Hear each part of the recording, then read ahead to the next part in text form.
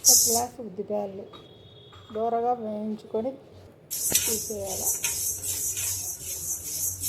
ఉద్దిపాయలు ఒక గ్లాసు దూరగా వేయించుకొని సిమ్లో పెట్టుకొని వేయించుకొని తీసుకోవాలి పక్కకి.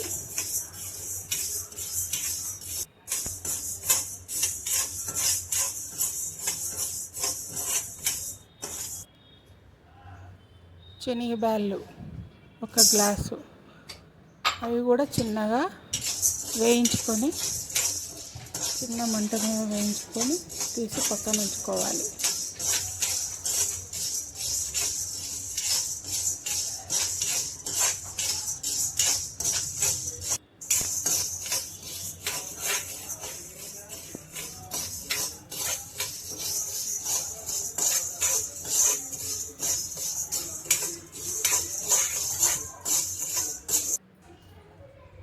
ఒక గ్లాసు పెసరపప్పు, అవి కూడా దూరగా వేయించుకొని తీసి పక్కన ఉంచుకోవాలి. చిన్న మంట మీద పెట్టుకొని సిమ్లో పెట్టుకొని వేయించుకొని తీసి పక్కన ఉంచుకోవాలి.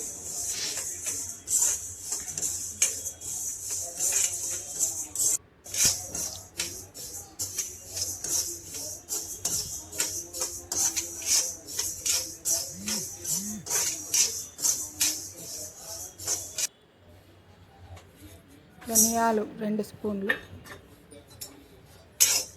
చిన్న మంట మీద వేయించుకోవాలి. కొంచెం స్మెల్ వచ్చేంత వరకు లైట్గా వేయించుకొని పక్కకు తీసుకోవాలి. జీలకర్ర 1 స్పూను వేయించుకొని పక్కన ఉంచుకోవాలి. కొన్ని మెంతులు, కొన్ని ఆవాలు, జీలకర్ర వేయించుకొని పక్కన ఉంచుకోవాలి. చింతపండు నిమ్మకాయ సైజు అంతా కొంచెం గట్టి పడేంత వరకు వేయించుకొని తీసుకోవాలి. పొడిలోకి కాబట్టి వేయించుకొని తీసుకోవాలి గట్టిగా అయ్యేంత వరకు. చిన్న మంట మీద వేయించుకొని పక్కన తీసుకోవాలి.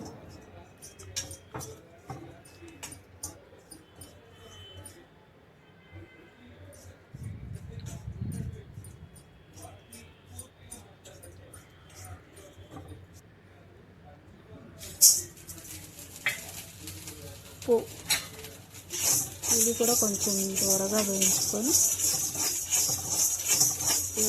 స్మెల్ రాకోకుండా ఉండడానికి బాగా వేయించుకొని తీసుకుంటే పొడి ఎన్ని రోజులైనా నిలువ ఉంటుంది.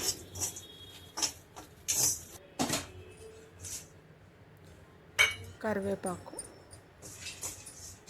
దినుసులన్నీ వేయించుకున్న దాంతోపాటు కరివేపాకు కూడా బాగా వేయించుకోవాలి.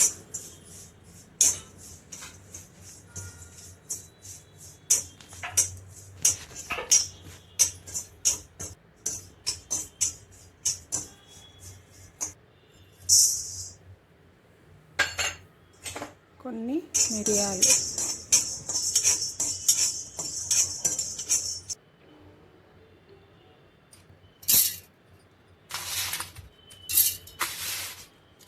మిశ్రమం అన్నీ వేయించుకున్నవన్నీ పొడి కొట్టుకోవాలి. పప్పు దినుసులన్నీ జీలకర్ర, ధనియాలు, కరివేపాకు, తెల్లవాయలు అన్నీ వేసి కారం అన్నీ వేసి మిక్సీ వేసుకోవాలి. పప్పులన్నీ వేయించుకొని తీసుకున్నవి మిక్సీకి వేసుకున్న తర్వాత మరి అవి వేసి ఇవి వేసి ఒకసారి మిక్సీ ఆడించుకోవాలి. బెల్లం వేసుకోవాలి కొంచెం. ఈ పొడిని అయిన తర్వాత ఒక బాండ్లీలో కొంచెం నూనె వేసి తర్వాత దినుసులు వేసి వేయించుకొని బాగా కరివేపాకు అన్నీ వేసుకొని వేయించుకొని తీసేయాలి. తెల్లవాయలు, కరివేపాకు,